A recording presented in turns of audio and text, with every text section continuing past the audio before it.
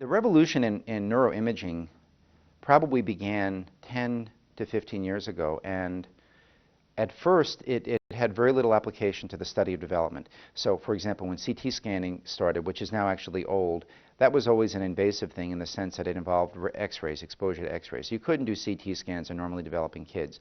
Magnetic resonance imaging, however, was entirely possible to do in theory with children, but it wasn't applied at first. The thing that had been the mainstay in studying development had been electrophysiological tools. So in my case, I would put electrodes on the head of a baby or the head of a child, and they didn't mind it at all, particularly in Minnesota where it's like putting on a hat, and they're used to that. So we could record brain activity, but that was pretty much all we could do. Then with advances like functional magnetic resonance imaging, we realized that we could actually look inside the brain as it was working, not just to take static pictures of it and look at structures, but we could look at function. And mostly what happens in functional magnetic resonance imaging, or fMRI, is you look at changes in oxygenation. Now, another procedure that was being used actively at this time meaning over the last 10 years, was positron emission tomography.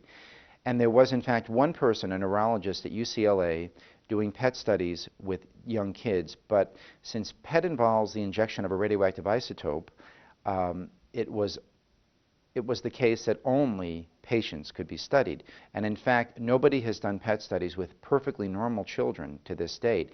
And instead, functional MRI has become almost the mainstay here. And the beauty of that is that it provides detailed structural information about the brain when the brain is actually working. And the constraint is that you need to be very still when you do these studies.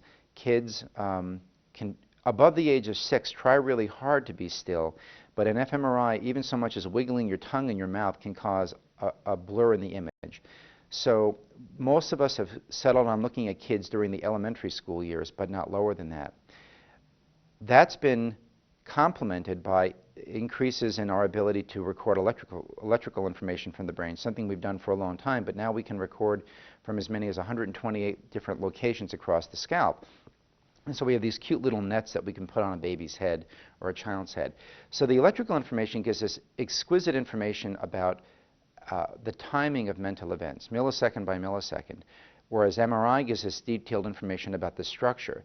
And the next goal for us is to combine the two procedures so we can say where in the brain it's occurring and when in the brain it's occurring.